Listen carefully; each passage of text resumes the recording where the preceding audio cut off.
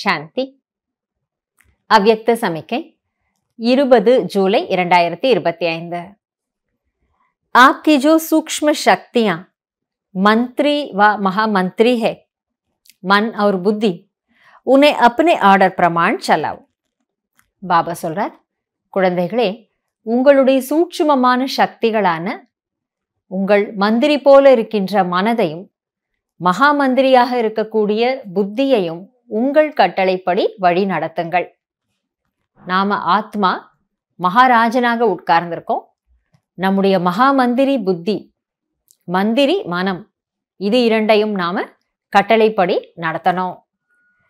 यदि अभी से राज्य दरबार ठीक होगा तो धर्मराज के दरबार में नहीं जाएंगे. धर्मराज भी स्वागत करेगा.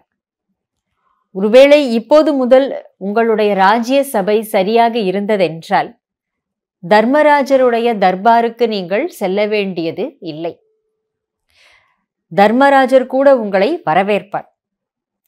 लेकिन यदि कंट्रोलिंग पावर नहीं होगी तो फाइनल रिजल्ट में फाइन भरने के लिए धर्मराजपुरी में जाना पड़ेगा. ये सजाएं फाइन है. रिफाइन बन जाओ तो फाइन नहीं भरना पड़ेगा. பாபா சொல்றார், ஒருவேளை மனதினுடைய கண்ட்ரோலிங் பவர், சங்கல்ப சக்தியின் மீது கண்ட்ரோலிங் பவர் இல்லை என்றால் அது தாறுமாறாக எண்ணங்களை உருவாக்குகிறது அப்படின்னு சொன்னா அதனுடைய பின்விளைவுகளை நாம சந்திக்க வேண்டி வருது. பாபா சொல்றார், ஃபைனல் ரிசல்ட்டை பார்க்கும் பொழுது அதுல தண்டனைகள் அடைய வேண்டி வரும். தர்மராஜருக்கு முன்னாடி நாம போக வேண்டி வரும். இந்த தண்டனைகள் தான் நாம செலுத்தக்கூடிய ஃபைன் போல. அதனால இந்த தண்டனைகளிலிருந்து மீள வேண்டும் என்றால் இப்ப நாம ரிஃபைன் ஆகணும். அதாவது இன்னும் மேலும் நம்முடைய முயற்சியை ரிஃபைன் பண்ணிக்கணும், மெருகேற்றி கொள்ளணும். அப்ப நாம தர்மராஜர் முன்னாடி தண்டனை பெற வேண்டி வராது.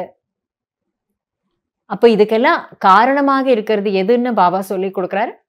வீணான எண்ணங்கள் தர்மராஜபுரியில தண்டனை வாங்கும் அளவுக்கு நம்மை கொண்டு சென்று விடுகிறதுங்கிறத பாபா புரிய வைக்கிறார். அதனாலதான் ஆத்மாவாகிய ராஜா தன்னுடைய மகா மந்திரியான புத்தி மேலையும் மந்திரியான மனதின் மேலையும் சதா ஒரு கண்ணை வச்சுக்கிட்டே இருக்கணும். அது ரெண்டும் என்ன பண்ணிக்கிட்டு இருக்கு? ஏன்னா சூட்சுமமான இந்திரியங்கள் உள்ளுக்குள்ள இருந்து பெரிய வேலைகளை செய்யறது இந்த 2 பேர் தான். இந்த 2 பேரை தன்னுடைய ஆர்டர்ல கட்டளையில வச்சுக்கோங்கன்னு பாபா சொல்லி கொடுக்குறாரு. அப்ப எப்படி ஆர்டர்ல கொண்டு வருது?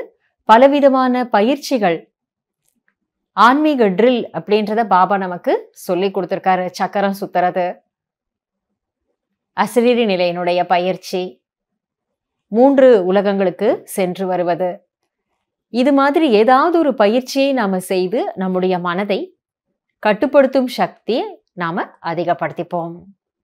அப்ப தர்மராஜருடைய தண்டனையிலிருந்தும் நாம தப்பிக்க முடியும். நன்றி பாபா. ஓம் சாந்தி.